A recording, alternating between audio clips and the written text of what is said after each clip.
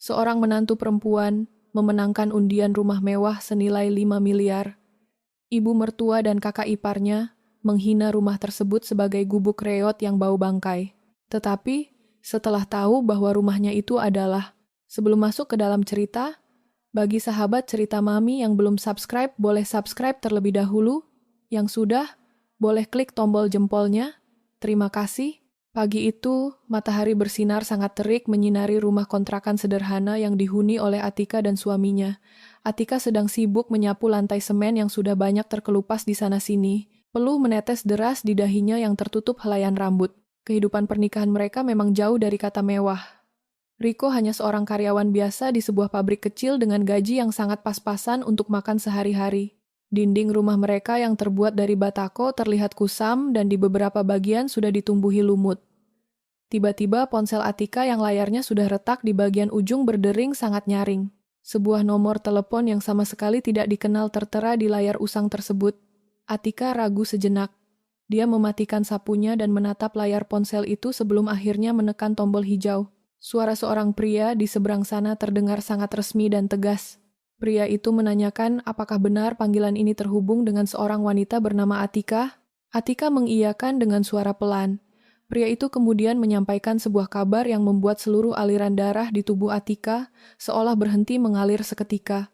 Atika dinyatakan sah sebagai pemenang utama undian gebiar akhir tahun dari sebuah perusahaan produk sabun cuci yang rutin dia gunakan setiap bulan. Hadiah utama yang disebutkan bukanlah uang tunai jutaan rupiah, melainkan sebuah rumah eksklusif. Atika terdiam kaku seperti patung. Dia menelan ludah dengan susah payah karena mengira ini murni adalah sebuah penipuan yang sering terjadi akhir-akhir ini. Atika bertanya dengan nada yang sangat curiga dan waspada. Namun, pria di telepon itu menjelaskan dengan sangat detail nomor seri undian dan alamat lengkap pengiriman kupon yang memang persis seperti yang Atika tulis dan kirimkan beberapa bulan yang lalu melalui pos. Pria itu meminta Atika datang ke kantor pusat perusahaan besok pagi dengan membawa kartu identitas asli untuk mengurus kelengkapan administrasi dan proses serah terima kunci. Panggilan telepon itu pun ditutup. Atika jatuh terduduk lemas di atas kursi plastik yang sudah pudar warnanya.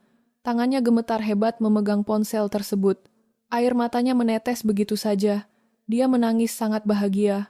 Doa-doanya setiap malam selama bertahun-tahun untuk memiliki tempat tinggal sendiri akhirnya terkabul dengan cara yang tidak pernah dia duga. Menjelang sore hari saat langit mulai berwarna jingga, Riko pulang dari tempat kerjanya. Wajah pria itu terlihat sangat lelah setelah seharian bekerja keras di lapangan. Keringat masih membekas di seragam kerjanya. Atika langsung menyambut kedatangan suaminya dengan senyum yang sangat lebar dan mata yang berbinar-binar. Riko merasa sedikit heran melihat istrinya begitu ceria dan bersemangat hari ini, padahal biasanya Atika selalu terlihat lelah mengurus rumah. Atika menyuruh Riko duduk beristirahat di ruang depan dan segera memberinya segelas air putih dingin. Setelah Riko selesai minum dan meletakkan gelasnya, Atika langsung meraih kedua tangan suaminya. Atika menceritakan semua isi panggilan telepon tadi pagi tanpa ada yang terlewat sedikit pun. Riko mengerutkan dahinya dalam-dalam. Riko awalnya memberikan reaksi yang sama persis seperti Atika pada awalnya. Dia mengira istrinya sedang menjadi korban penipuan oknum tidak bertanggung jawab. Riko meminta Atika berhati-hati dan jangan mudah percaya karena saat ini banyak sekali penipuan berkedok undian berhadiah yang ujung-ujungnya meminta transfer uang. Atika dengan cepat meyakinkan suaminya bahwa ini berbeda. Atika menunjukkan sebuah pesan singkat resmi yang masuk setelah telepon tadi, lengkap dengan tautan situs web resmi dari perusahaan sabun tersebut. Riko mengambil ponsel Atika dan membuka tautan tersebut dengan teliti. Riko melihat nama lengkap istrinya beserta nomor identitas yang disensor sebagian terpampang nyata sebagai pemenang hadiah utama. Mata Riko perlahan berkaca-kaca. Riko langsung menarik Atika ke dalam pelukannya dan memeluk istrinya itu dengan sangat erat. Mereka berdua menangis haru dan bersyukur kepada Tuhan atas rezeki besar yang sama sekali tidak disangka-sangka ini. Riko mengatakan bahwa kesabaran dan kebaikan hati Atika selama ini akhirnya membuahkan hasil yang manis. Di tengah suasana haru itu, Atika kemudian mengusulkan sebuah ide untuk mengadakan acara syukuran kecil-kecilan besok lusa. Atika merasa sangat perlu untuk berbagi kebahagiaan dengan tetangga sekitar yang selama ini baik kepada mereka dan tentu saja mengundang keluarga Riko. Riko langsung setuju dengan niat baik istrinya.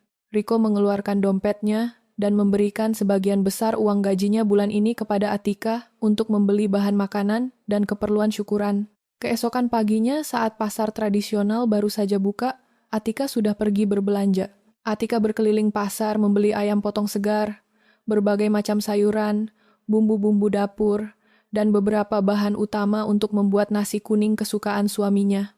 Meskipun rencananya hanya akan membuat syukuran yang sederhana, Atika sangat ingin menyajikan makanan yang lezat untuk para tamu undangannya. Hati Atika sangat berbunga-bunga sepanjang hari. Sambil sibuk memasak di dapur kontrakannya yang sempit dan pengap, Atika terus membayangkan seperti apa wujud rumah barunya nanti. Atika sebenarnya tidak berharap mendapatkan sebuah rumah yang terlalu megah layaknya istana, asalkan rumah itu layak huni, memiliki dinding yang kuat, dan atapnya tidak bocor saat hujan deras turun. Atika sudah merasa sangat bersyukur. Atika juga memiliki sebuah harapan kecil di dalam hatinya, bahwa kabar gembira ini perlahan bisa mengubah sikap buruk Ibu Endang kepadanya. Selama bertahun-tahun menikah dengan Riko, Ibu Endang selalu memandang rendah Atika, hanya karena Atika berasal dari keluarga yang miskin. Ibu Endang sangat sering membandingkan Atika dengan Santi. Santi adalah kakak kandung Riko yang menikah dengan seorang pengusaha kaya. Meskipun kenyataannya, keluarga Santi sangat pelit dan jarang membantu Ibu Endang, Atika selama ini selalu memilih diam dan menelan mentah-mentah semua perlakuan serta ucapan buruk Ibu Endang demi menjaga perasaan Riko. Atika sangat yakin jika Ibu Endang tahu bahwa sebentar lagi mereka akan pindah ke rumah baru milik sendiri, Ibu Endang pasti akan ikut bangga, merasa senang, dan pada akhirnya berhenti menghina kehidupan mereka. Setelah semua urusan memasak hampir selesai disiapkan dan ditata rapi, Atika menyempatkan diri berjalan kaki mendatangi rumah Ibu Endang. Jarak antara rumah kontrakan Atika dan rumah mertuanya itu tidak terlalu jauh, hanya berbeda satu kawasan rukun tetangga saja. Atika tiba di teras rumah yang cukup besar itu dan mengetuk pintu kayu jati dengan sangat sopan. Beberapa saat kemudian, Santi yang kebetulan sedang berkunjung ke rumah ibunya membukakan pintu. Wajah Santi langsung berubah menjadi masam dan sinis saat melihat kedatangan adik iparnya di depan pintu. Santi bertanya dengan nada suara yang sangat ketus mengenai urusan apa yang membuat Atika berani datang ke rumah mereka siang-siang begini. Atika berusaha mengabaikan sikap tidak ramah itu dan menjawab dengan senyuman yang hangat. Atika dipersilakan masuk dengan ogah-ogahan oleh Santi. Di ruang tamu, Atika melihat Ibu Endang sedang duduk bersantai sambil menonton acara televisi. Ibu Endang hanya melirik Atika sebentar dari sudut matanya, lalu kembali memfokuskan pandangannya pada layar televisi tanpa membalas salam Atika. Ibu Endang langsung bertanya dengan nada ketus, apakah Riko lupa memberikan uang belanja bulanan sehingga Atika harus datang kemari untuk meminta bantuan uang atau menagih sesuatu. Atika menggelengkan kepalanya dengan cepat. Atika kemudian duduk di kursi yang agak jauh dan menjelaskan maksud kedatangannya dengan sopan. Atika mengundang Ibu Endang dan Santi secara langsung untuk hadir di acara doa bersama dan syukuran di rumah kontrakannya besok sore. Ibu Endang menaikkan alisnya dan bertanya dengan nada meremehkan tentang syukuran dalam rangka apa orang miskin seperti mereka berani mengadakan acara. Atika dengan nada suara yang gembira dan penuh harap mengatakan bahwa dia baru saja mendapat kabar memenangkan undian berhadiah sebuah rumah. Suasana di ruang tamu itu mendadak menjadi sangat hening. Ibu Endang mengambil remote dan mematikan televisinya. Santi yang berdiri di dekat pintu langsung melipat kedua tangannya di depan dada dengan raut wajah mengejek. Ibu Endang menatap Atika dari ujung kepala sampai ujung kaki dengan tatapan yang sangat meremehkan. Ibu Endang mendengus kasar. Ibu Endang mengatakan dengan lantang bahwa Atika pasti sedang sakit demam dan bermimpi di siang bolong. Santi ikut tertawa terbahak-bahak mengejek pernyataan adik iparnya itu. Santi dengan tajam menyindir bahwa produk sabun cuci murah yang biasa Atika pakai itu tidak mungkin membagikan hadiah berupa rumah yang bagus. Paling mentok hanya membagikan payung atau piring plastik. Atika menahan rasa sesak yang tiba-tiba menghantam dadanya mendengar respons menyakitkan dari keluarga suaminya itu. Atika tetap berusaha menjaga senyum di bibirnya agar tidak terlihat menangis. Atika memohon sekali lagi dengan suara lembut agar Ibu Endang dan Santi tetap meluangkan waktu datang besok untuk mencicipi masakan yang sudah dia buat dengan susah payah. Ibu Endang menjawab dengan sangat malas dan angkuh bahwa dia akan datang melihatnya hanya jika dia tidak ada acara lain yang lebih penting. Atika akhirnya berpamitan pulang dengan hati yang kembali terluka parah. Harapan kecilnya untuk melihat ibu mertuanya ikut bahagia hancur seketika menjadi kepingan. Namun dalam perjalanan pulang, dia tidak mau menyerah pada kesedihan. Atika bertekad di dalam hati untuk tetap menyelenggarakan acara syukuran tersebut dengan sebaik-baiknya, terlepas dari segala cibiran atau hinaan yang pasti akan dia terima lagi esok hari. Atika sangat yakin bahwa kebenaran tentang seberapa berharganya rumah hadiah itu akan terbukti dengan sendirinya pada waktu yang tepat.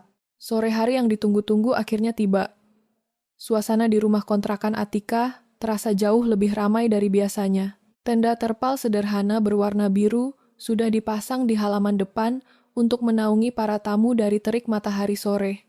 Karpet plastik bermotif bunga-bunga digelar memanjang dari ruang tamu hingga teras. Berbagai hidangan sederhana namun menggugah selera sudah tertata rapi di atas tikar. Ada nasi kuning berbentuk kerucut yang dikelilingi lauk pauk berupa ayam goreng, kering tempe, irisan telur dadar, dan sambal goreng kentang. Aroma harum masakan Atika menguar memenuhi udara sekitar. Para tetangga mulai berdatangan satu persatu memenuhi undangan. Mereka duduk lesehan dengan tertib sambil saling mengobrol santai. Sebagian besar tetangga mengucapkan selamat kepada Atika dan Riko atas rezeki yang mereka dapatkan.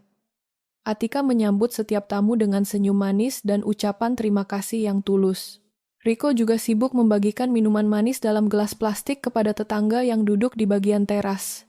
Acara doa bersama dimulai dan dipimpin oleh tokoh agama setempat. Suasana terasa sangat khusyuk saat doa-doa baik dipanjatkan untuk keselamatan dan keberkahan rumah baru yang akan segera dihuni oleh Atika dan Riko. Namun ketenangan itu sedikit terganggu ketika sebuah sepeda motor berhenti tepat di depan rumah. Ibu Endang dan Santi turun dari motor dengan wajah yang sangat masam. Mereka sengaja datang terlambat saat acara doa bersama sudah hampir selesai. Kedatangan mereka langsung membuat suasana menjadi sedikit canggung. Beberapa tetangga saling berbisik melihat penampilan Santi yang berlebihan dengan perhiasan emas menempel di lengan dan lehernya. Atika dengan segera berdiri dan menghampiri ibu mertua serta kakak iparnya itu. Atika mempersilakan Ibu Endang dan Santi duduk di tempat yang sudah dia siapkan di bagian depan. Ibu Endang tidak menjawab sapaan Atika. Dia hanya mendengus pelan dan mengambil posisi duduk sambil menyilangkan kaki. Santi juga melakukan hal yang sama sambil mengipas-ngipaskan tangannya ke arah wajah karena merasa kepanasan di bawah tenda terpal. Setelah doa selesai, tibalah saatnya untuk memotong tumpeng nasi kuning dan membagikan makanan. Atika memberikan piring pertama kepada Ibu Endang sebagai bentuk penghormatan seorang menantu kepada mertuanya. Ibu Endang menerima piring tersebut dengan enggan. Dia mengaduk-aduk nasi kuning itu menggunakan sendok seolah-olah sedang mencari sesuatu yang menjijikkan di dalamnya. Ibu Endang kemudian meletakkan piring itu kembali tanpa menyuapkan satu suap pun ke dalam mulutnya. Sikap Ibu Endang ini mengundang perhatian banyak orang di sana. Seorang tetangga yang duduk di dekat Ibu Endang mencoba memecah keheningan dengan bertanya ramah mengenai lokasi rumah baru Atika. Atika menjawab dengan sopan bahwa lokasinya ada di kawasan perumahan di pusat kota. Mendengar jawaban Atika, Ibu Endang langsung tertawa keras dengan nada yang sangat meremehkan. Suara tawanya memancing perhatian semua tamu yang sedang menikmati makanan. Ibu Endang menatap para tetangga dan Atika, secara bergantian dengan suara lantang agar semua orang bisa mendengar. Ibu Endang mulai menyindir. Ibu Endang mengatakan bahwa hadiah undian dari perusahaan sabun cuci murah tidak mungkin berupa rumah bagus. Ibu Endang dengan sangat yakin menyatakan bahwa panitia pasti berbohong dan rumah itu aslinya sangat jauh dari kata layak, paling cuma gubuk reot yang bau bangkai. Begitu sindir Ibu Endang dengan sangat tajam, perkataan Ibu Endang tersebut langsung membuat seluruh tamu terdiam kaku. Mereka merasa sangat tidak nyaman mendengar seorang ibu mertua menghina menantunya sendiri di depan umum saat acara syukuran sedang berlangsung. Riko yang mendengar hinaan ibunya langsung menghentikan kegiatannya membagikan piring. Wajah Riko memerah karena menahan marah. Riko berniat menegur ibunya, tetapi Atika dengan cepat memegang lengan suaminya dan menggelengkan kepala sebagai tanda agar Riko menahan emosinya. Atika tidak ingin acara syukurannya berantakan karena keributan keluarga. Santi yang melihat ibunya berbicara seperti itu bukannya meredakan suasana, melainkan ikut-ikutan memanaskan situasi. Santi tertawa meremehkan dan menyetujui ucapan Ibu Endang. Santi menambahkan bahwa Atika hanya membuang-buang uang dan tenaga untuk mengadakan syukuran ini. Menurut Santi, rumah hasil undian biasanya hanyalah sisa proyek perumahan mangkrak yang temboknya sudah retak-retak dan atapnya bocor semua. Santi menuduh Atika terlalu berkhayal ingin hidup mewah dan menjadi kaya mendadak padahal asalnya hanya dari keluarga miskin. Santi bahkan menyebut makanan syukuran yang disajikan Atika sangat tidak pantas untuk merayakan kepindahan ke rumah baru. Hinaan demi hinaan terus keluar dari mulut Santi dan Ibu Endang tanpa henti. Para tetangga yang mendengar hal itu merasa kasihan kepada Atika. Beberapa dari mereka mencoba membela Atika dengan mengatakan bahwa rezeki orang tidak ada yang tahu dan sebaiknya disyukuri saja. Namun Ibu Endang langsung memotong pembicaraan tetangga tersebut dan menyuruh mereka untuk tidak ikut campur urusan keluarganya. Suasana menjadi semakin tegang dan tidak menyenangkan. Atika tetap berdiri diam di posisinya. Atika menundukkan kepalanya bukan karena dia merasa kalah atau malu, melainkan karena dia sedang mencatat dalam hati setiap kata kasar yang diucapkan oleh Ibu Endang dan Santi sore itu. Atika tidak membalas satupun ucapan menyakitkan tersebut. Atika membiarkan mereka puas menghina dirinya. Atika tahu bahwa membalas hinaan dengan emosi hanya akan memperburuk situasi. Riko akhirnya tidak tahan lagi dan meminta ibunya serta kakaknya untuk pulang jika hanya datang untuk mengacaukan acara. Riko berbicara dengan nada tegas kepada keluarganya itu. Ibu Endang merasa tersinggung karena merasa diusir oleh anak kandungnya sendiri demi membela sang istri. Ibu Endang bangkit berdiri dengan marah. Ibu Endang menunjuk wajah Riko dan mengatakan bahwa Riko sudah melupakan ibunya karena Atika. Ibu Endang mengancam tidak akan mau menginjakkan kakinya lagi ke rumah Atika, apalagi jika rumah baru mereka benar-benar hanya gubuk reot seperti yang dia perkirakan. Santi juga ikut berdiri dan merapikan pakaiannya. Santi menarik tangan ibunya untuk segera pergi meninggalkan tempat yang menurutnya kumuh dan panas itu. Sebelum benar-benar pergi, Santi menyempatkan diri menatap Atika dengan tatapan merendahkan. Setelah kepergian Ibu Endang dan Santi, suasana perlahan-lahan menjadi normal kembali meskipun rasa canggung masih tertinggal. Atika meminta maaf kepada para tetangga atas kejadian tidak menyenangkan tadi dan mempersilakan mereka untuk melanjutkan makan. Dalam hatinya, Atika bertekad akan membuktikan kepada mertua dan kakak iparnya bahwa hinaan mereka benar-benar salah besar. Pagi hari menyapa dengan sinar matahari yang cerah menyinari rumah kontrakan Atika. Atika sudah bangun sejak subuh untuk menyiapkan sarapan dan merapikan rumah. Hari ini adalah hari yang sangat penting bagi Atika dan Riko. Sesuai dengan jadwal yang diberikan oleh pihak penyelenggara undian melalui telepon kemarin, hari ini mereka harus pergi ke kantor pusat perusahaan sabun cuci tersebut. Mereka dijadwalkan untuk menandatangani dokumen serah terima kunci, dan setelah itu mereka akan langsung pergi melihat wujud fisik dari rumah hadiah tersebut. Riko tampak sangat bersemangat sejak bangun tidur. Dia mengenakan kemeja terbaiknya yang berwarna biru muda. Kemeja itu sudah disetrika dengan sangat rapi oleh Atika tadi malam. Walaupun kemeja itu sudah lama dan warnanya sedikit pudar, Riko ingin terlihat rapi di hari yang spesial ini. Atika sendiri memakai baju terusan panjang sederhana yang dipadukan dengan jilbab berwarna coklat muda. Sambil menyantap sarapan berupa nasi goreng sederhana buatan Atika, Riko terus membicarakan rencana mereka hari ini. Riko merasa sangat penasaran dengan alamat lokasi rumah baru mereka. Di tengah obrolan pagi itu, Atika tiba-tiba menghentikan suapannya. Atika menatap Riko dengan tatapan yang sangat serius. Atika mengutarakan keinginannya untuk mampir ke rumah Ibu Endang sebelum mereka berangkat ke kantor penyelenggara undian. Atika ingin mengajak Ibu Endang dan Santi untuk ikut pergi bersama mereka melihat rumah baru tersebut. Riko langsung mengerutkan keningnya mendengar permintaan istrinya. Riko mengingatkan Atika tentang kejadian memalukan kemarin sore saat acara syukuran. Riko merasa ibunya dan kakaknya hanya akan merusak suasana bahagia mereka hari ini. Riko mengatakan dengan jujur bahwa dia tidak ingin Atika kembali mendapat hinaan dan sakit hati. Namun, Atika tersenyum dengan sangat tenang menanggapi kekhawatiran suaminya. Atika menjelaskan kepada Riko bahwa bagaimanapun juga Ibu Endang adalah orang tua mereka satu-satunya saat ini. Atika merasa berkewajiban untuk tetap menghormati dan melibatkan mertuanya dalam setiap momen penting kehidupan keluarga mereka. Atika berpendapat bahwa mungkin saja jika Ibu Endang melihat rumah itu secara langsung, pikiran buruknya akan berubah. Riko menghela napas panjang dan akhirnya mengangguk setuju.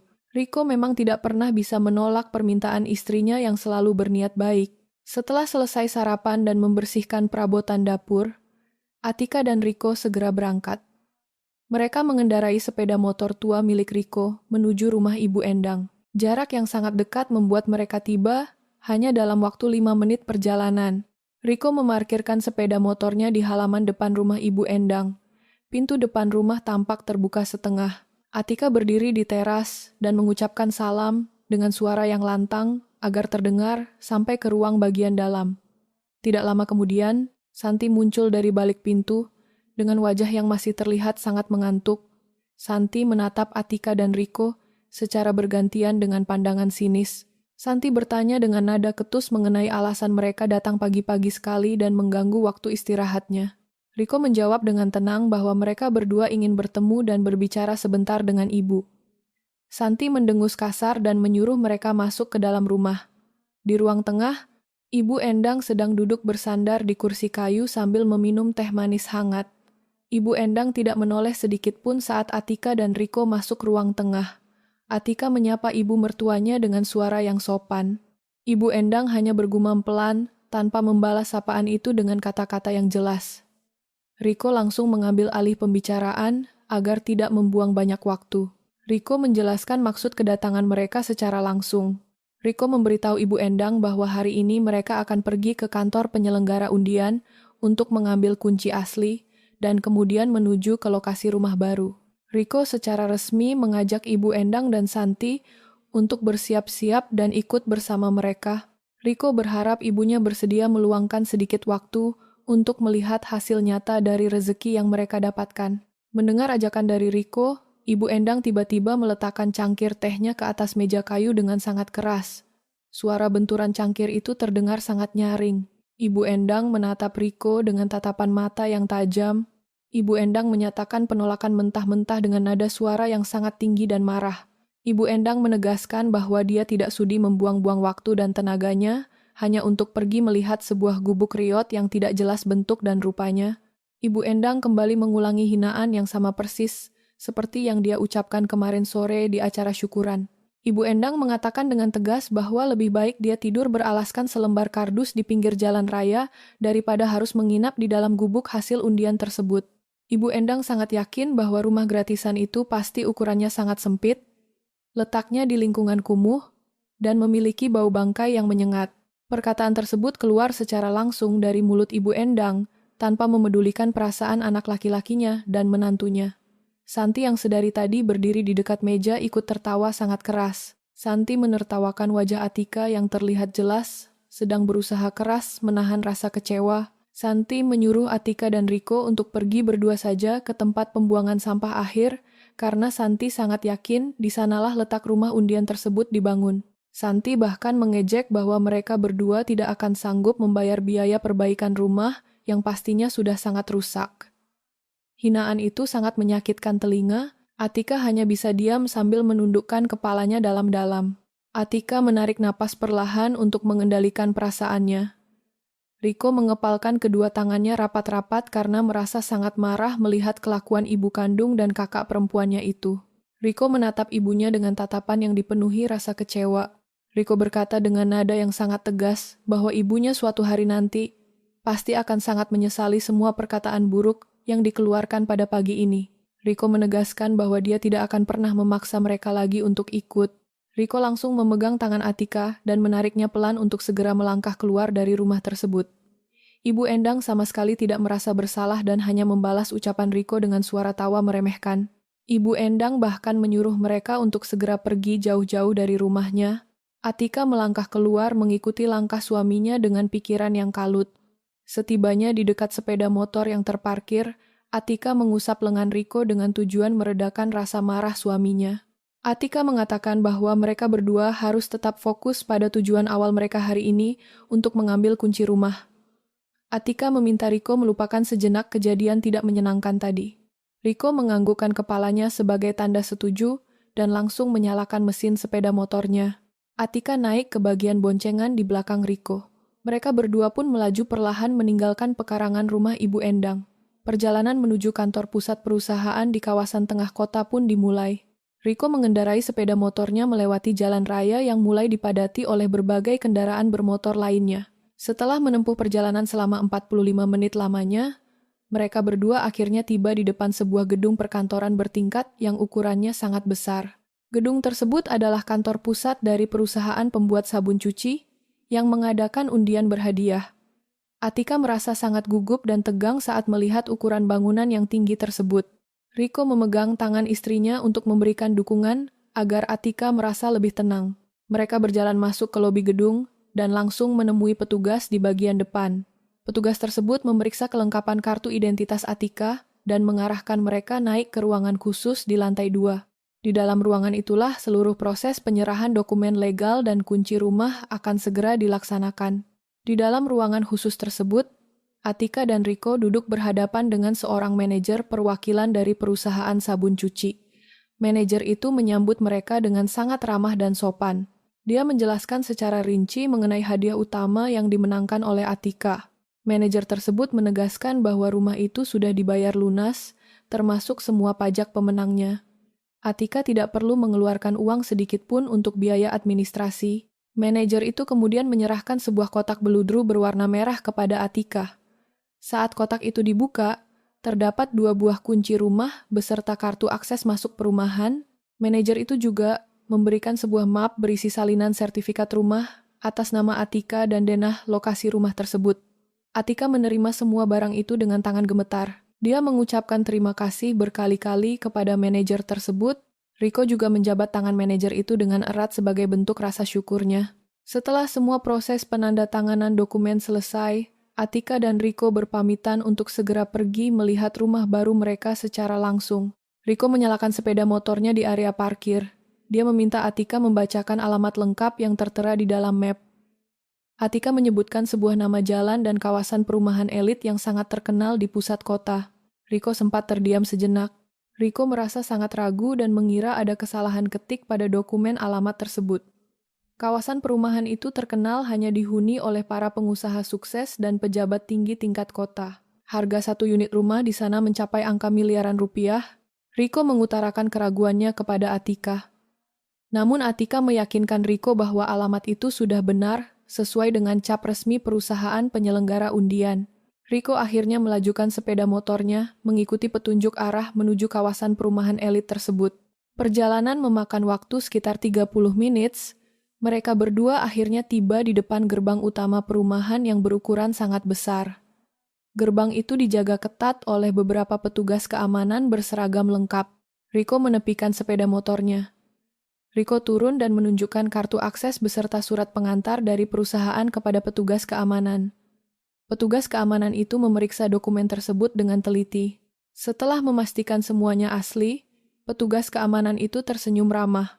Dia membuka palang pintu otomatis dan mengarahkan Rico menuju blok rumah milik Atika. Sepeda motor Rico melaju pelan menyusuri jalanan perumahan yang terbuat dari aspal halus. Pohon-pohon rindang tertanam rapi di sepanjang pinggir jalan raya perumahan tersebut. Udara di kawasan itu terasa sangat sejuk dan bersih tanpa polusi. Atika dan Rico terus memperhatikan nomor blok pada setiap rumah berukuran besar yang mereka lewati. Akhirnya sepeda motor Rico berhenti tepat di depan sebuah rumah berpagar besi tinggi dengan nomor blok yang sesuai dengan petunjuk pada map. Atika dan Rico turun dari sepeda motor dengan mulut terbuka karena merasa takjub. Mereka berdiri diam di depan pagar. Bangunan di hadapan mereka adalah sebuah rumah berlantai 2 yang memiliki ukuran sangat besar. Desain rumah itu sangat modern dengan cat berwarna putih bersih. Terdapat taman yang cukup luas di halaman depan dengan rumput hijau yang terawat sangat rapi. Atika mengeluarkan kunci dari dalam tasnya. Tangannya masih sedikit gemetar saat memasukkan anak kunci ke dalam lubang gembok pagar. Pagar besi itu terbuka dengan mudah tanpa mengeluarkan suara decitan logam. Atika dan Rico melangkah masuk ke halaman rumah. Mereka berjalan perlahan menuju pintu utama yang terbuat dari kayu jati berukir. Atika kembali menggunakan kuncinya untuk membuka pintu utama. Pintu terbuka lebar, pemandangan ruang tamu yang berukuran sangat luas langsung menyambut pandangan mereka. Lantai rumah itu terbuat dari marmer asli yang sangat mengkilap memantulkan cahaya matahari dari jendela. Dinding ruangan dicat dengan warna cerah yang memberikan kesan rapi. Tangga menuju lantai 2 memiliki pegangan besi berdesain rumit. Atika berjalan mengelilingi ruangan dengan mata yang meneteskan air mata kebahagiaan. Riko mengikuti dari belakang sambil terus mengusap wajahnya karena merasa sangat terkejut dengan apa yang dia lihat. Rumah ini sangat jauh dari kata gubuk riot seperti yang diucapkan oleh Ibu Endang pagi tadi. Rumah ini bernilai sekitar 5 miliar dan sekarang resmi menjadi milik Atika sepenuhnya. Riko langsung memeluk Atika dengan sangat erat. Mereka berdua bersujud di lantai marmer ruang tamu sebagai tanda syukur kepada Tuhan atas rezeki yang sangat luar biasa ini. Tanpa sepengetahuan Atika dan Riko, ada seorang tetangga lama mereka yang kebetulan sedang berada di kawasan perumahan elit tersebut. Tetangga itu bernama Ibu Yuni. Ibu Yuni bekerja sebagai pengantar pesanan catering makanan untuk salah satu penghuni di blok perumahan yang sama. Saat sedang mengendarai sepeda motornya, mata Ibu Yuni secara tidak sengaja melihat sosok Atika dan Riko. Ibu Yuni melihat dengan sangat jelas bagaimana Atika dan Riko membuka pagar dan masuk ke dalam rumah mewah tersebut. Rasa penasaran Ibu Yuni langsung muncul seketika. Dia menepikan sepeda motornya agak jauh dari rumah Atika agar tidak terlihat. Ibu Yuni dengan cepat mengambil ponsel dari dalam saku jaketnya. Dia merekam sebuah video berdurasi pendek yang menyorot bangunan rumah itu dan sosok Atika yang berdiri di depan pintu utama. Ibu Yuni merasa sangat terkejut. Dia langsung mengirimkan video rekaman tersebut ke dalam grup pesan lingkungan tempat tinggal mereka. Ibu Yuni menambahkan kalimat keterangan bahwa dia baru saja melihat Atika masuk ke rumah barunya yang sangat besar dan bagus. Pesan dari Ibu Yuni langsung memancing keramaian obrolan di dalam grup lingkungan tersebut. Para tetangga mulai membalas pesan itu dengan berbagai macam ungkapan rasa terkejut dan memuji nasib baik Atika. Notifikasi pesan di grup itu terus berbunyi bersahutan. Di tempat lain, Santi sedang berbaring santai di atas kasurnya. Ponsel Santi terus-menerus berdering menandakan ada banyak pesan masuk. Santi merasa terganggu oleh suara tersebut. Dia mengambil ponselnya dan membuka aplikasi pesan. Mata Santi langsung tertuju pada grup lingkungan yang sangat ramai. Santi membuka obrolan itu dan memutar video yang dikirimkan oleh Ibu Yuni. Santi sangat terkejut saat melihat video tersebut. Matanya melebar menatap layar ponsel. Santi melihat dengan jelas kemegahan rumah berlantai 2 itu dan sosok Atika yang berdiri di sana. Santi membaca keterangan pesan yang ditulis oleh Ibu Yuni berulang kali untuk memastikan dia tidak salah baca. Santi seketika melompat turun dari atas kasurnya. Dia berlari cepat keluar dari kamarnya menuju ruang makan. Di ruang makan, Ibu Endang sedang menyantap makan siangnya. Santi dengan napas cepat langsung meletakkan ponselnya tepat di depan wajah Ibu Endang. Santi menyuruh ibunya untuk melihat video tersebut. Ibu Endang yang awalnya merasa kesal karena acara makannya diganggu, perlahan mulai menyipitkan mata melihat layar ponsel Santi. Ibu Endang menelan makanannya dengan paksa saat menyadari bahwa rumah mewah senilai 5 miliar di video itu adalah bangunan yang pagi tadi dia hina dengan sangat kasar. Rahasia tentang nilai asli rumah undian Atika kini telah terbongkar seluruhnya. Suasana di ruang makan rumah Ibu Endang mendadak menjadi sangat sunyi. Sendok yang dipegang oleh Ibu Endang jatuh berdenting menabrak piring kaca di atas meja. Matanya tidak berkedip sama sekali menatap layar ponsel yang disodorkan oleh Santi. Video berdurasi pendek itu terus berputar, mengulang adegan yang sama secara otomatis. Ibu Endang melihat bangunan megah berlantai 2 dengan cat berwarna putih bersih itu dengan saksama. Ibu Endang kemudian menyuruh Santi memperbesar volume suara ponsel tersebut. Suara Ibu Yuni terdengar sangat jelas memuji kemegahan rumah baru milik Atika di dalam rekaman video itu. Kenyataan ini menghantam pikiran Ibu Endang dengan sangat keras. Ibu Endang akhirnya menyadari bahwa dia telah melakukan kesalahan yang sangat fatal pada pagi hari tadi. Rumah yang dia maki dengan suara lantang sebagai gubuk riot dan bau bangkai itu ternyata adalah sebuah bangunan sangat mewah yang harganya mencapai 5 miliar rupiah. Santi menarik kembali ponselnya dari tangan ibunya. Wajah Santi terlihat sangat panik dan penuh penyesalan. Santi duduk lemas di kursi kayu di sebelah ibunya. Santi mulai berbicara dengan nada suara yang bergetar menahan rasa menyesal.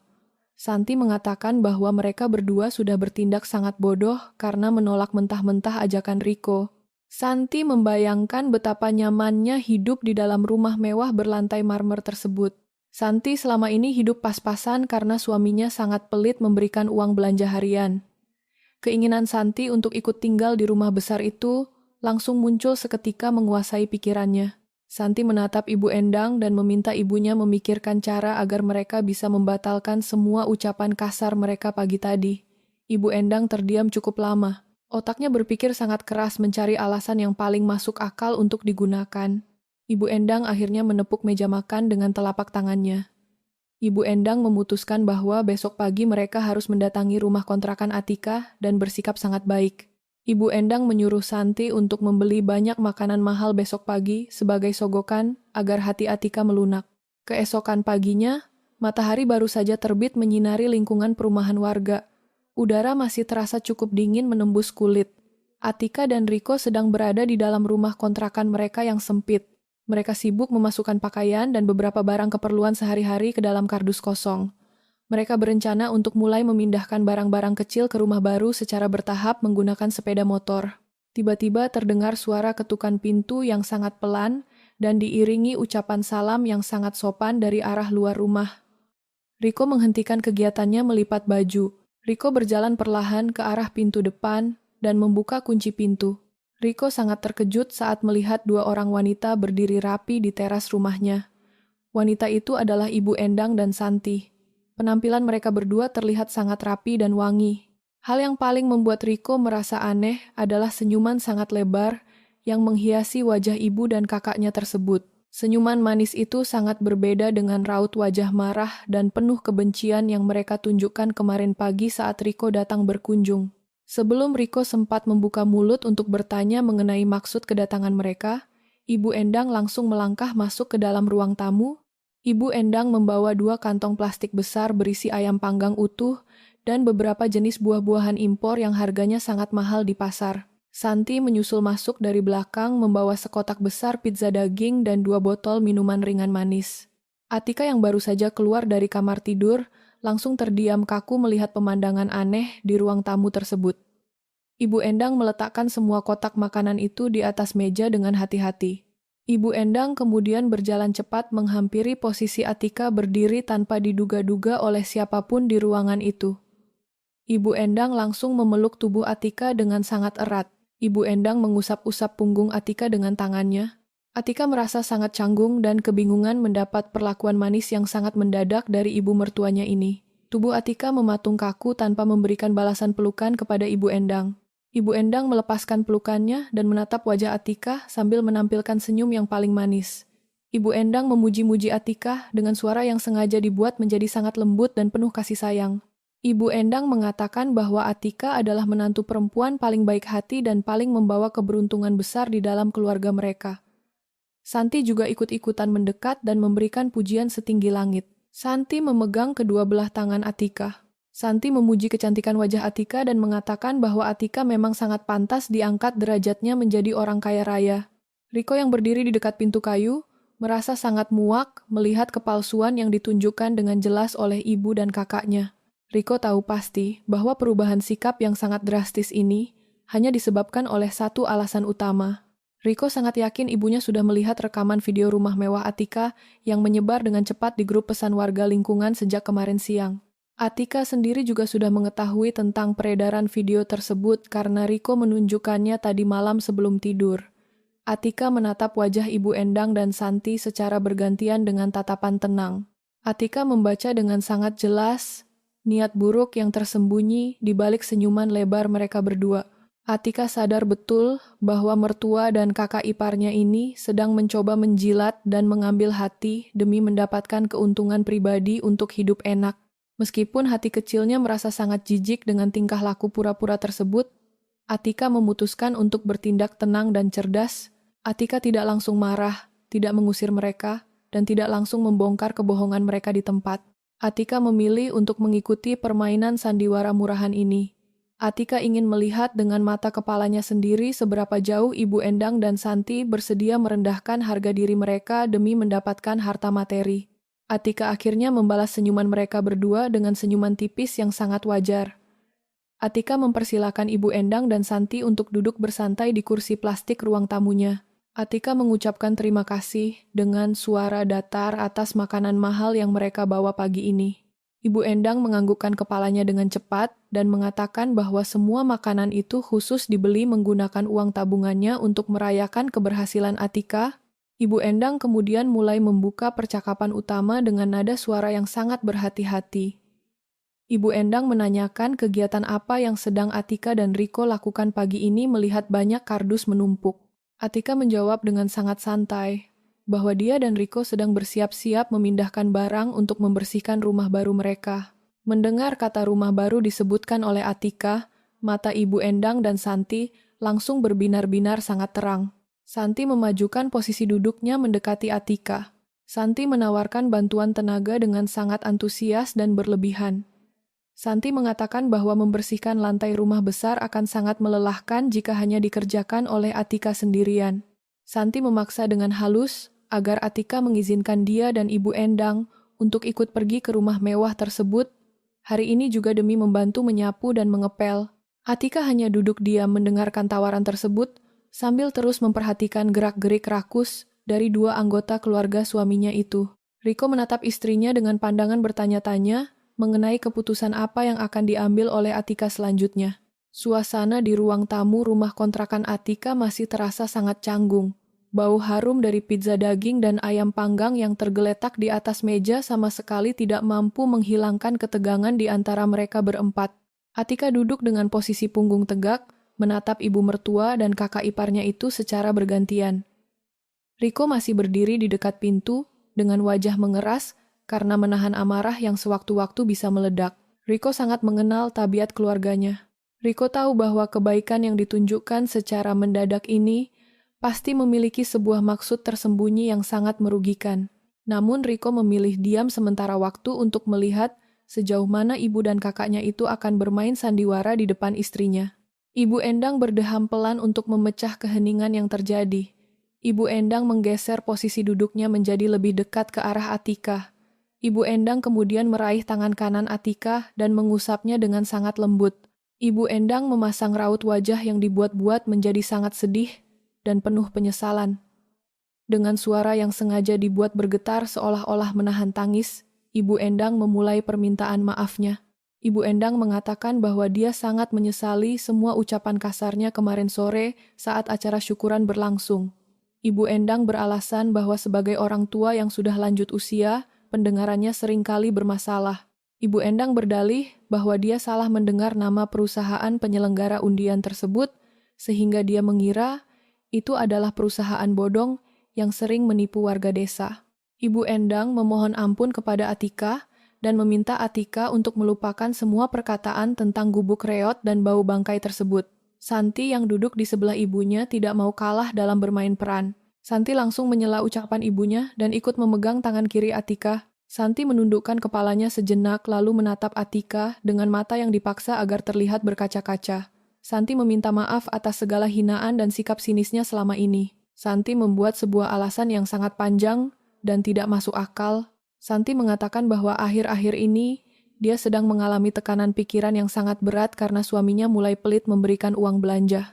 Santi beralasan bahwa rasa pusing memikirkan masalah keuangannya sendiri itu membuatnya kehilangan kendali emosi, sehingga dia melampiaskan kemarahannya kepada Atika tanpa alasan yang jelas. Santi bersumpah bahwa di dalam lubuk hatinya yang terdalam, dia sangat menyayangi Atika sebagai adik iparnya.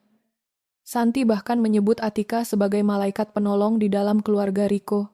Atika mendengarkan semua rentetan alasan dan permintaan maaf palsu itu dengan wajah yang sangat datar. Tidak ada satupun otot di wajah Atika yang menunjukkan rasa terharu atau percaya pada ucapan mereka. Atika tahu dengan sangat pasti bahwa semua kata-kata manis yang keluar dari mulut Ibu Endang dan Santi hanyalah kebohongan belaka demi bisa menikmati fasilitas rumah mewah senilai 5 miliar tersebut. Kebencian dan sifat merendahkan yang sudah tertanam selama bertahun-tahun tidak mungkin hilang hanya dalam waktu satu malam. Namun Atika menahan dirinya untuk tidak membongkar kedok mereka saat ini juga. Atika memiliki sebuah rencana besar yang jauh lebih matang untuk memberikan pelajaran hidup yang tidak akan pernah mereka lupakan seumur hidup. Atika perlahan menarik kedua tangannya dari genggaman Ibu Endang dan Santi. Atika tersenyum tipis dan menganggukkan kepalanya dengan pelan.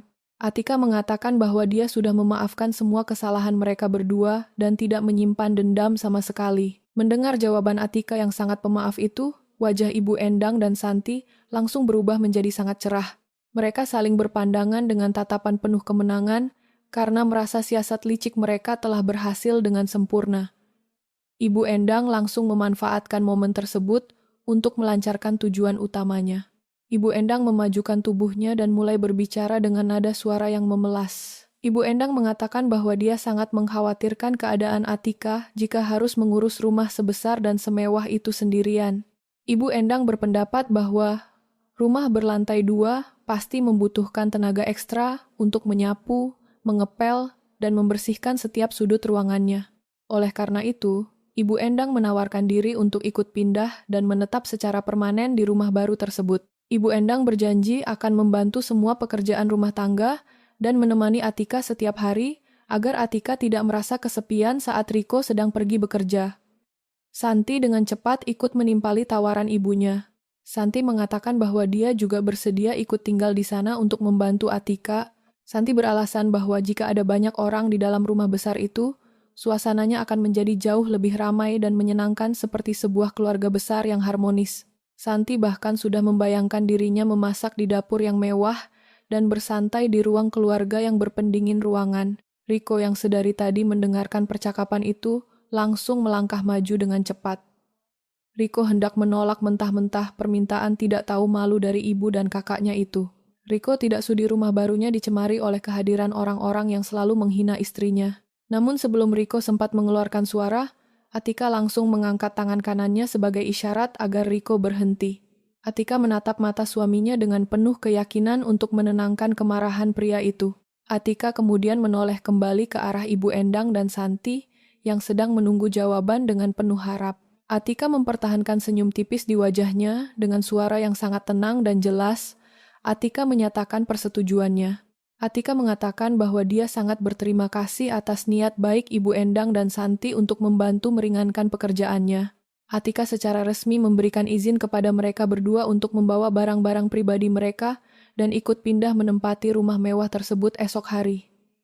Ibu Endang dan Santi bersorak kegirangan mendengar keputusan Atika. Mereka berdua bertepuk tangan dan saling berpelukan karena merasa sangat bahagia. Mereka tidak menyadari sama sekali bahwa persetujuan yang diberikan oleh Atika ini adalah sebuah gerbang masuk menuju malapetaka besar yang sudah dipersiapkan secara rapi. Atika membiarkan mereka larut dalam euforia keserakahan sementara waktu. Setelah keluar dari rumah kontrakan Atika, Ibu Endang dan Santi berjalan pulang dengan langkah kaki yang sangat ringan dan cepat. Senyum kemenangan tidak pernah lepas dari wajah mereka berdua sepanjang perjalanan menyusuri jalan aspal. Mereka berdua merasa sangat bangga karena telah berhasil menipu Atika dengan sandiwara permintaan maaf dan air mata palsu tadi pagi. Sesampainya di halaman rumah lama mereka, Ibu Endang langsung masuk dan menutup pintu kayu rapat-rapat dari dalam. Ibu Endang dan Santi langsung melompat kegirangan dan tertawa sangat keras di tengah ruang tamu. Suara tawa mereka menggema dengan sangat nyaring memenuhi seluruh ruangan rumah sederhana tersebut. Ibu Endang memuji kecerdasan otaknya sendiri dalam menyusun rencana mendadak ini. Santi juga ikut menyombongkan kehebatannya berakting seolah Olda sedang menangis sedih di hadapan Atika. Mereka berdua sama sekali tidak merasa berdosa telah memanfaatkan kebaikan hati Atika demi keuntungan pribadi. Pikiran mereka saat ini hanya terfokus penuh pada kemegahan rumah berlantai 2 senilai 5 miliar yang akan segera menjadi tempat tinggal baru mereka mulai esok hari. Ibu Endang langsung memberikan perintah tegas kepada Santi untuk segera mengeluarkan semua koper dan tas berukuran besar dari dalam lemari penyimpanan kayu. Santi menurut dan langsung berlari ke kamarnya untuk membawa keluar 3 buah koper besar berwarna hitam dan 2 tas travel berwarna merah. Mereka berdua mulai sibuk membongkar isi lemari pakaian masing-masing dengan gerakan tergesa-gesa. Ibu Endang memilih pakaian-pakaian terbaiknya seperti kebaya sutra dan gaun pesta untuk dilipat ke dalam koper. Pakaian yang sudah terlihat sedikit usang, kusam, atau pudar, warnanya langsung dilempar begitu saja ke atas lantai kamarnya. Ibu Endang bergumam dengan angkuh bahwa dia merasa pakaian jelek seperti itu tidak pantas lagi menempel di tubuhnya saat dia sudah resmi menjadi warga perumahan elit kelas atas. Santi melakukan hal yang sama persis di kamarnya sendiri. Santi mengemasi semua perhiasan emasnya, koleksi tas jinjing tiruan, dan sepatu hak tingginya ke dalam sebuah tas khusus yang terpisah dari pakaian biasa. Santi terus-menerus membayangkan betapa nyamannya tidur di atas kasur berukuran besar yang ada di dalam kamar utama rumah baru Atika nanti. Setelah urusan memilah dan mengemas pakaian selesai dilakukan, Santi berjalan kembali ke ruang tamu. Santi melihat ke arah sekeliling dan menatap tumpukan perabotan lama milik ibunya. Mata Santi menatap sinis ke arah sofa kain usang, meja tamu kayu yang sudah banyak tergores tajam, dan televisi tabung berukuran kecil di sudut ruangan. Santi menghampiri Ibu Endang yang sedang duduk beristirahat meminum segelas air putih dingin. Santi memberikan sebuah usulan yang sangat menggiurkan bagi ibunya. Santi menyarankan agar mereka berdua memanggil pedagang keliling dan menjual semua perabotan lama yang ada di rumah ini sekarang juga. Menurut penjelasan Santi, mereka berdua tidak akan pernah membutuhkan barang bekas murahan seperti ini lagi, karena rumah mewah Atika pasti sudah dilengkapi dengan perabotan mahal bermerek yang serba baru. Ibu Endang berpikir sejenak sambil mengusap dagunya, lalu menganggukkan kepalanya dengan sangat cepat. Ibu Endang menyetujui ide anak perempuannya itu tanpa pikir panjang. Ibu Endang merasa bahwa uang hasil dari penjualan perabotan bekas ini bisa mereka kumpulkan lalu digunakan untuk pergi berbelanja baju baru di pusat perbelanjaan terbesar di kota ini. Santi langsung mengambil ponselnya dan menelepon seorang pria yang bekerja sebagai pedagang barang bekas langganannya. Tidak berselang lama, sebuah mobil bak terbuka berukuran sedang berhenti perlahan di halaman depan rumah Ibu Endang. 3 orang pria pekerja turun dari mobil bak terbuka itu dan langsung masuk ke dalam rumah atas izin Santi. Santi berjalan berkeliling sambil menunjuk semua perabotan yang ada di ruang tamu, ruang keluarga, dan juga dapur. Santi menyuruh para pekerja itu membawa lemari es, mesin cuci tua, kipas angin berdiri, hingga seperangkat meja makan kayu. Pedagang barang bekas itu memberikan penawaran harga beli yang sangat murah karena barang-barang tersebut memang usianya sudah sangat tua dan kondisinya kurang terawat. Namun karena Santi dan Ibu Endang sedang dilanda rasa serakah dan ingin segera menyingkirkan barang-barang lama itu secepatnya, mereka langsung menyetujui harga penawaran murah tersebut secara tunai tanpa melakukan proses tawar-menawar lebih lanjut. Ketiga pria pekerja itu mulai bergotong royong mengangkut barang-barang berat itu ke atas bagian belakang mobil bak terbuka. Keadaan rumah Ibu Endang mendadak berubah menjadi sangat kosong, melompong hanya dalam waktu pengerjaan kurang dari 1 jam. Kegiatan mengangkut banyak perabotan ke atas mobil bak terbuka itu tentu saja langsung mengundang perhatian besar dari para tetangga di sekitar kawasan rumah mereka. Beberapa ibu rumah tangga yang kebetulan sedang berkumpul santai di dekat warung sayur berjalan mendekati pagar rumah Ibu Endang untuk melihat kejadian tersebut. Salah satu tetangga yang datang menghampiri itu adalah Ibu Yuni. Ibu Yuni memberanikan diri untuk melangkah maju dan bertanya langsung kepada Ibu Endang yang sedang berdiri di teras rumah. Ibu Endang saat itu sedang asyik menghitung setumpuk uang kertas lembaran Rp50.000, hasil dari penjualan barang bekasnya. Ibu Yuni bertanya dengan nada sopan, apakah Ibu Endang berencana untuk segera pindah rumah secara mendadak sehingga semua barang rumah tangganya dikosongkan? Mendengar pertanyaan itu, Ibu Endang langsung menegakkan punggungnya dan memasang raut wajah yang sangat angkuh dan sombong. Ibu Endang menatap para tetangganya itu dengan tatapan merendahkan seolah-olah mereka adalah semut kecil. Dengan nada suara yang sengaja dibuat sangat keras agar didengar oleh semua orang yang berkerumun, Ibu Endang mulai mengumumkan kabar kepindahannya. Ibu Endang menyatakan dengan bangga bahwa mulai esok pagi dia dan keluarganya tidak akan lagi tinggal di kawasan lingkungan desa yang sempit dan kumuh ini. Ibu Endang menyombongkan diri bahwa anak laki-lakinya dan menantunya baru saja memenangkan hadiah besar dan terus-menerus mengemis kepadanya untuk tinggal bersama di sebuah rumah mewah. Ibu Endang dengan lantang menyebutkan bahwa harga rumah baru tersebut mencapai angka 5 miliar dan lokasinya ada di perumahan elit pusat kota. Santi yang baru selesai mengunci pintu belakang rumah, ikut berjalan ke teras dan menambahkan bumbu kesombongan. Santi mengatakan bahwa rumah baru mereka memiliki desain luar negeri berlantai marmer asli dari Italia dan memiliki kamar tidur utama yang besarnya menyerupai lapangan bola. Santi mengejek para tetangganya secara terang-terangan dengan mengatakan bahwa orang miskin seperti mereka pasti tidak akan pernah sanggup menginjakkan kaki melewati gerbang penjagaan perumahan elit tersebut sampai kapanpun. Para tetangga yang mendengar deretan kalimat kesombongan itu hanya bisa memutar bola mata malas dan mulai mencibir dengan suara pelan. Mereka merasa sangat kesal tetapi memilih untuk tidak memperpanjang masalah berdebat dengan orang yang keras kepala. Para ibu rumah tangga itu akhirnya perlahan membubarkan diri satu persatu dan kembali ke rumah masing-masing. Mereka merasa sangat muak karena terus-menerus mendengar bualan omong kosong dari ibu dan anak yang memang sudah terkenal memiliki sifat kikir dan sombong di lingkungan tersebut. Ibu Endang dan Santi sama sekali tidak mempedulikan reaksi sinis para tetangga mereka. Mereka berdua berbalik badan dan melangkah masuk ke dalam rumah yang kini sudah benar-benar kosong tanpa ada satu perabot pun yang tersisa. Malam hari tiba dengan udara yang cukup dingin menusuk tulang. Karena sudah menjual habis semua kasur dan ranjang mereka, Ibu Endang dan Santi terpaksa tidur beralaskan selembar tikar anyaman tipis yang digelar seadanya di atas lantai ruang tengah. Meskipun badan mereka terasa sangat sakit dan kedinginan semalaman penuh, mereka terus tersenyum membayangkan kehidupan mewah tanpa batas yang sudah menanti mereka esok pagi hari. Mereka sama sekali tidak menyadari bahwa rencana besar yang mematikan sudah dipersiapkan secara matang oleh Atika untuk menghancurkan keserakahan mereka. Matahari pagi bersinar sangat terang ketika sebuah taksi daring berhenti tepat di depan gerbang besi tinggi kawasan perumahan elit kelas atas. Ibu Endang dan Santi turun dari dalam mobil dengan raut wajah yang sangat cerah dan penuh kemenangan. Sopir taksi berjalan ke bagian belakang mobil dan membantu mereka menurunkan 3 buah koper besar berwarna hitam serta 2 tas travel berwarna merah dari dalam bagasi. Ibu Endang mengeluarkan dompetnya, membayar ongkos taksi sesuai tagihan, dan menyuruh sopir itu untuk segera pergi meninggalkan lokasi. Mereka berdua kini berdiri diam berdampingan di depan pagar besi berwarna hitam pekat yang menjulang sangat tinggi.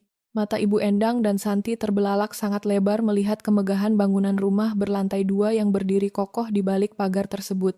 Cat dinding luar berwarna putih bersih membuat rumah itu terlihat sangat elegan, modern, dan bernilai sangat mahal. Halaman depan dipenuhi dengan hamparan rumput hijau yang dipangkas sangat rapi menyerupai karpet alam. Terdapat juga beberapa tanaman hias berharga mahal yang ditanam di dalam pot keramik besar, menghiasi jalur masuk menuju pintu utama. Ibu Endang menelan ludah dengan susah payah karena merasa sangat takjub sekaligus tidak percaya.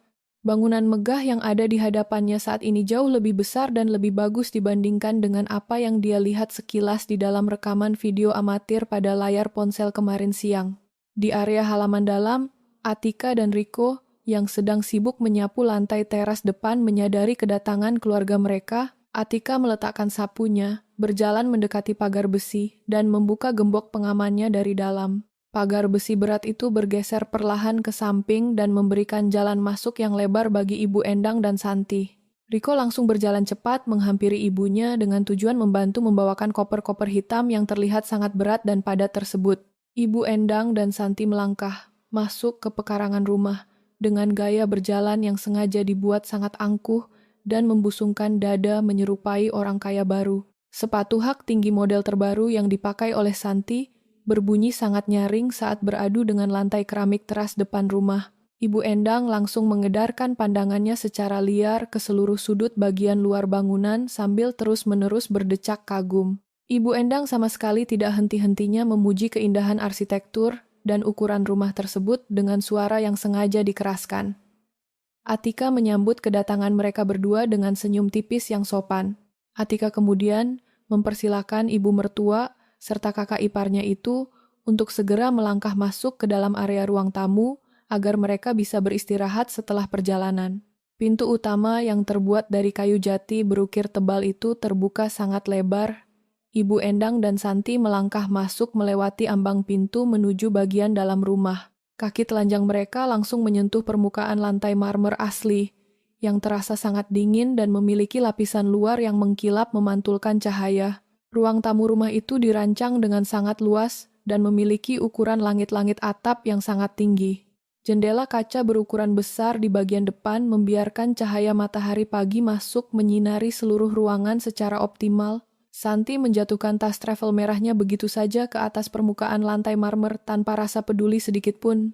Santi langsung berjalan cepat mengelilingi ruang tamu sambil menyentuh permukaan dinding rumah dan memegang tiang penyangga tangga besi yang memiliki desain sangat rumit. Mulut Santi terbuka lebar karena merasa sangat terkesan dengan semua detail kemewahan tata bangunan di dalam rumah tersebut. Di sisi lain ruangan, Ibu Endang langsung menjatuhkan tubuhnya, duduk bersandar di atas salah satu sofa berukuran besar berwarna krem yang sudah tersedia rapi di tengah ruangan tersebut. Sofa empuk itu merupakan bagian dari fasilitas perabotan rumah yang diberikan secara cuma-cuma oleh pihak penyelenggara undian.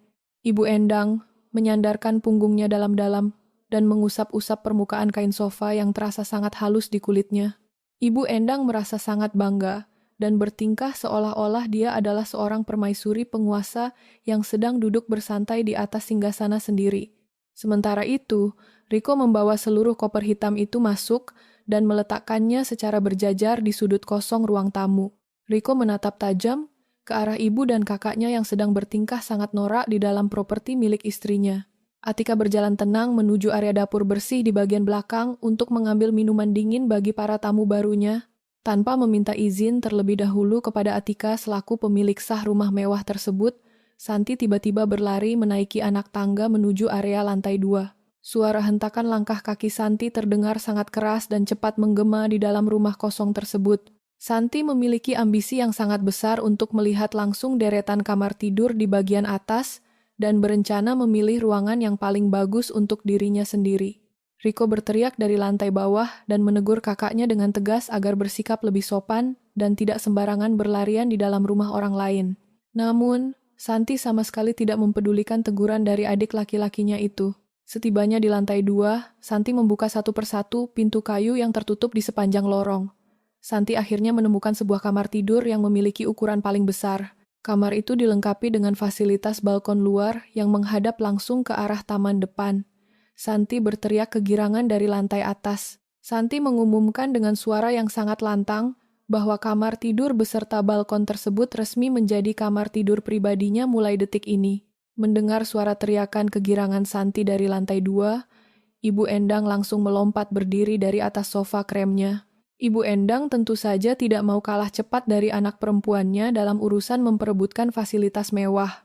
Ibu Endang segera berjalan menyusuri lorong bagian lantai bawah dengan langkah tergesa-gesa untuk mencari letak kamar tidur utama rumah ini. Ibu Endang akhirnya menemukan sebuah pintu ganda berwarna putih bersih yang terletak di ujung lorong dekat ruang keluarga.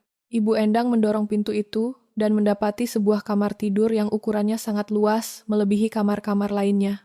Kamar tersebut juga memiliki sebuah fasilitas kamar mandi dalam pribadi yang seluruh dindingnya berlapis batu alam berharga mahal. Ibu Endang langsung masuk dan meletakkan tas jinjing kecilnya di atas kasur berukuran besar yang ada di tengah kamar tersebut sebagai tanda kepemilikan. Ibu Endang kemudian berjalan keluar menemui Riko yang masih berdiri tegak di ruang tamu. Ibu Endang memberikan sebuah perintah mutlak dengan nada suara yang sangat menuntut dan egois. Ibu Endang menyatakan secara sepihak bahwa kamar tidur berlapis batu alam di lantai bawah itu adalah hak miliknya. Ibu Endang bahkan menyuruh Riko untuk mencari kamar tidur lain yang ukurannya lebih kecil atau menggunakan kamar tidur tamu saja. Ibu Endang beralasan bahwa sebagai sosok orang tua satu-satunya di keluarga ini, dia memiliki hak istimewa untuk menempati ruangan yang paling bagus dan paling nyaman di dalam rumah ini. Riko merasa batas kesabarannya sudah mencapai titik puncak. Riko mengepalkan kedua telapak tangannya dengan sangat kuat hingga buku-buku jarinya terlihat memutih.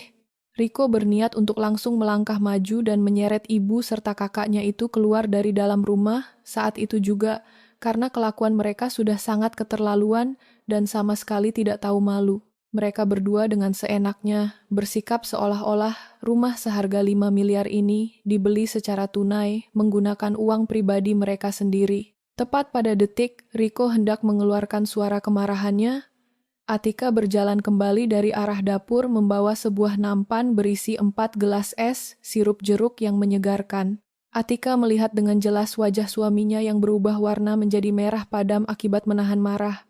Atika juga telah mendengar dengan sangat jelas semua bentuk teriakan tuntutan pembagian kamar dari Ibu Endang dan Santi tadi. Atika meletakkan nampan minuman itu di atas meja kaca ruang tamu dengan gerakan yang sangat tenang. Atika kemudian berjalan mendekati posisi Riko berdiri dan menepuk bahu kanan suaminya dengan sentuhan lembut. Atika memberikan tatapan mata yang dalam penuh arti kepada Riko. Atika meminta suaminya untuk tetap menahan diri dan bersabar sedikit waktu lagi.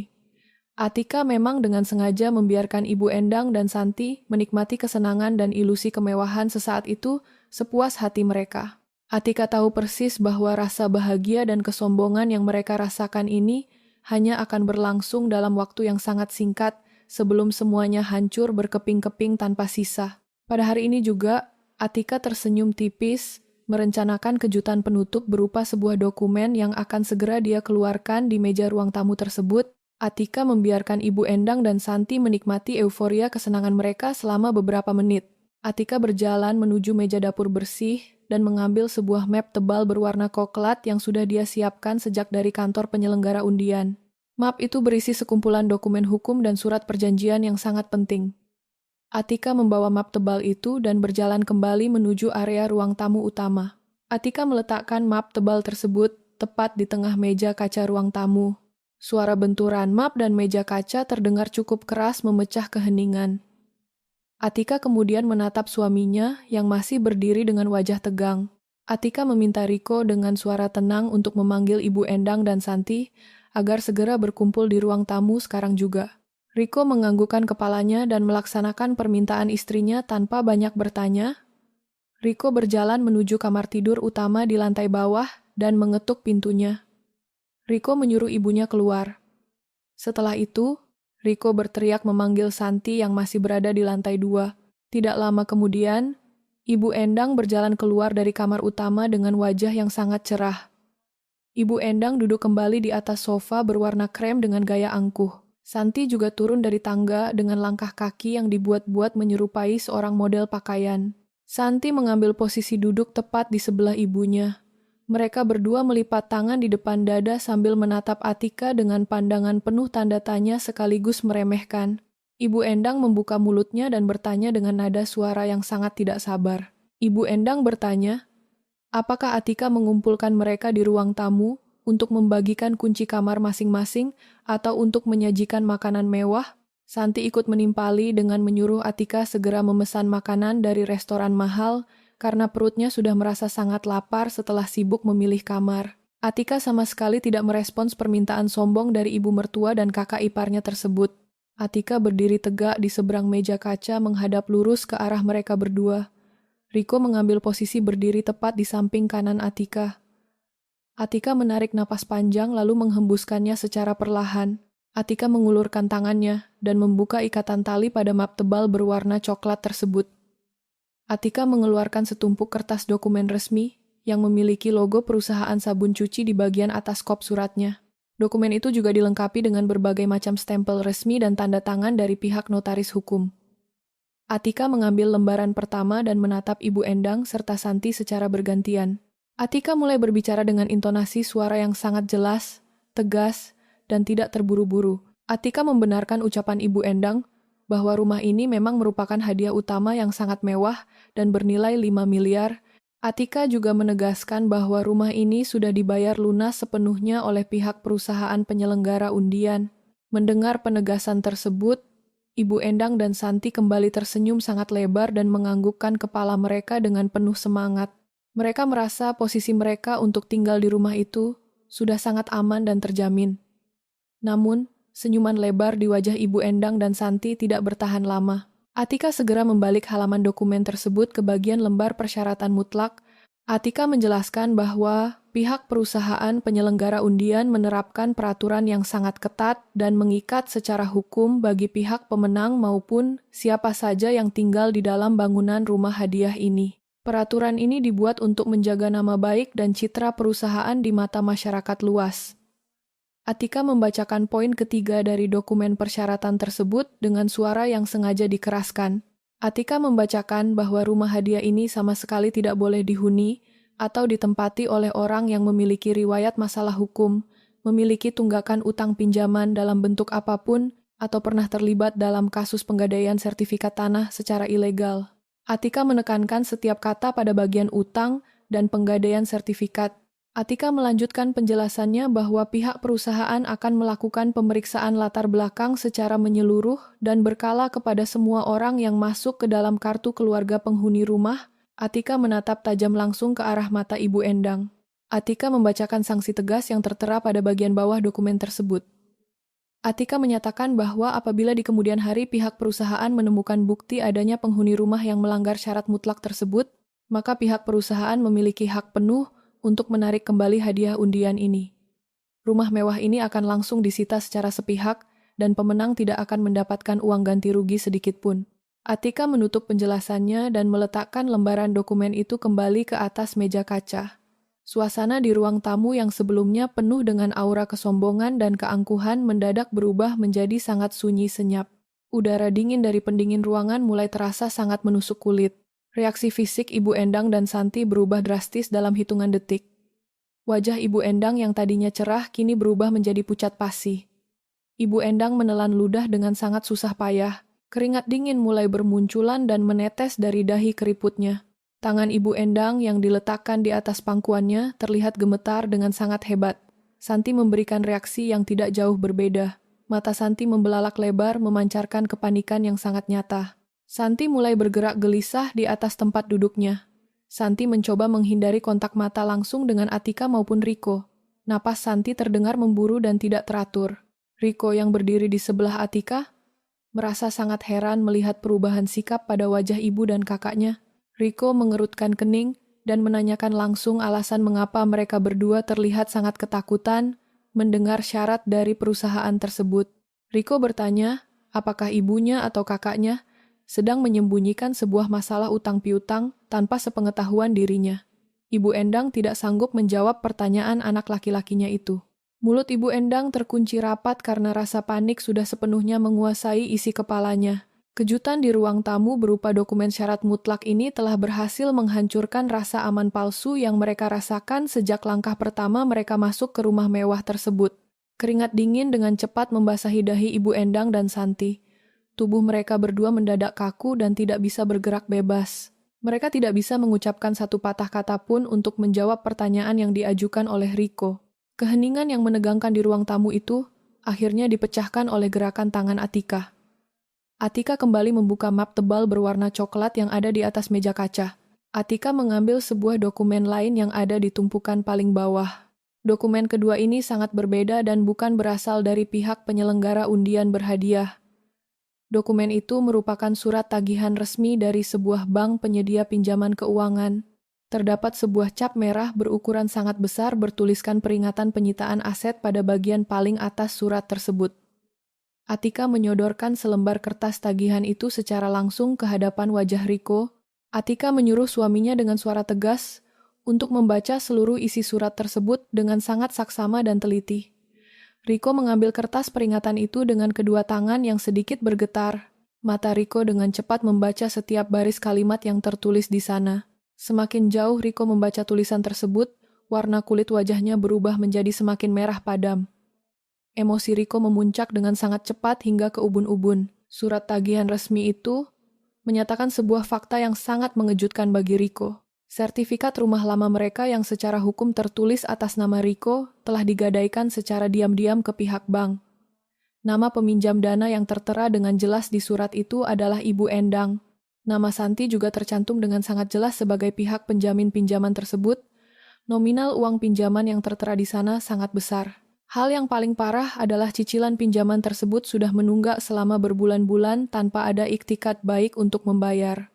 Denda keterlambatan terus-menerus menumpuk setiap harinya, hingga nominal total utang itu hampir menyamai harga jual rumah lama mereka di pasaran. Riko menatap ibunya dengan pandangan mata yang dipenuhi rasa kecewa, mendalam dan amarah yang meledak-ledak. Riko berteriak dengan suara yang sangat keras mempertanyakan kapan ibunya berani mencuri sertifikat rumah dari dalam lemari kamarnya yang terkunci. Riko juga menuntut jawaban jujur mengenai untuk apa uang pinjaman sebesar itu digunakan habis-habisan oleh mereka berdua. Ibu Endang hanya bisa menangis, ketakutan dan menundukkan kepalanya dalam-dalam. Ibu Endang akhirnya mengaku bahwa dia mengambil sertifikat itu saat Riko dan Atika sedang sibuk pergi, bekerja dari pagi hingga malam hari. Ibu Endang dan Santi dengan sengaja menggunakan uang pinjaman dari bank itu untuk bersenang-senang. Mereka menghabiskan uang itu untuk membeli banyak perhiasan emas murni, tas mahal, dan pakaian mewah hanya agar bisa dipamerkan kepada para tetangga sekitar. Mereka berdua sama sekali tidak pernah memiliki niat untuk menyisihkan uang demi membayar cicilan bulanan kepada pihak bank. Riko merasa sangat tertipu, dimanfaatkan, dan dikhianati oleh ibu kandung serta kakak kandungnya sendiri. Riko membanting surat tagihan bank itu ke atas meja kaca dengan kekuatan penuh hingga menimbulkan suara benturan keras. Riko menyatakan dengan suara lantang bahwa perbuatan ibunya dan kakaknya ini adalah murni sebuah tindakan kejahatan, penipuan, dan penggelapan dokumen berharga. Riko mengingatkan mereka kembali tentang syarat mutlak dari pihak perusahaan sabun yang baru saja dibacakan oleh Atika beberapa menit yang lalu. Jika Ibu Endang dan Santi tetap berkeras hati memaksa tinggal dan memasukkan nama mereka ke dalam daftar penghuni rumah mewah ini, pihak pemeriksa perusahaan pasti akan segera mengetahui status utang macet mereka. Akibatnya sangat fatal. Rumah hadiah senilai 5 miliar ini akan ditarik dan disita kembali oleh pihak perusahaan. Riko menegaskan bahwa dia tidak akan pernah sudi membiarkan hak milik istrinya hilang lenyap begitu saja hanya karena keserakahan dan kebodohan keluarganya sendiri. Riko langsung mengambil keputusan akhir yang sangat tegas, mutlak, dan tidak bisa diganggu-gugat lagi. Riko menunjuk lurus ke arah pintu utama rumah dengan jari telunjuknya. Riko mengusir Ibu Endang dan Santi agar segera pergi keluar dari rumah mewah itu saat itu juga tanpa ada bantahan. Mendengar kalimat pengusiran langsung dari mulut Riko, Ibu Endang dan Santi langsung kehilangan keseimbangan dan menjatuhkan diri ke atas lantai marmer yang dingin. Ibu Endang merangkak maju dan memeluk kedua kaki Riko dengan sangat erat. Ibu Endang menangis histeris dengan air mata yang membasahi lantai. Ibu Endang memohon ampunan berulang kali kepada anak laki-lakinya itu. Ibu Endang berjanji akan mencari berbagai macam cara untuk melunasi utang di bank tersebut, asalkan dia tetap diizinkan tinggal dan tidur di rumah mewah ini. Santi juga ikut-ikutan menangis, meratap dan memohon belas kasihan kepada Atika. Santi merapatkan kedua telapak tangannya dan meminta Atika agar mau membujuk Riko menarik kembali keputusannya. Santi beralasan bahwa saat ini mereka berdua benar-benar tidak memiliki tempat tinggal tujuan lain, karena rumah lama mereka sudah dalam status terancam disita oleh bank kapan saja. Atika hanya berdiri diam mematung menatap pemandangan menyedihkan di hadapannya itu. Atika sama sekali tidak menunjukkan ekspresi belas kasihan sedikitpun dari wajahnya. Atika kembali mengingat dengan jelas semua bentuk hinaan kasar, sindiran tajam, dan perlakuan buruk yang selalu dia terima dari mereka berdua selama bertahun-tahun pernikahan. Atika merasa di dalam hatinya bahwa kejadian menyakitkan hari ini adalah bentuk balasan hukum alam yang sangat setimpal atas kesombongan dan kekejaman yang selalu mereka tunjukkan. Atika memalingkan wajahnya ke arah lain dan menolak permintaan tolong Santi dengan anggukan kepala yang tegas kepada Riko. Mendapat dukungan penuh dari istrinya, Riko bertindak semakin berani. Riko melepaskan pelukan tangan ibunya dari pergelangan kakinya secara paksa. Riko berjalan cepat menuju tumpukan koper hitam dan tas merah di sudut ruangan. Riko mengangkat koper-koper bawaan yang sangat berat itu satu persatu dan melemparkannya jauh-jauh keluar pintu utama rumah. Koper-koper mahal itu jatuh berserakan menabrak lantai teras depan hingga beberapa bagiannya tergores. Riko kemudian berjalan kembali ke dalam ruang tamu dan menarik kasar lengan baju Ibu Endang serta Santi. Riko menyeret tubuh mereka berdua secara paksa untuk keluar dari area ruang tamu. Riko sama sekali tidak mempedulikan tangisan yang sangat keras dan teriakan minta tolong yang memekakkan telinga dari ibunya. Riko mendorong punggung mereka berdua secara bergantian keluar melewati ambang pintu kayu jati tersebut.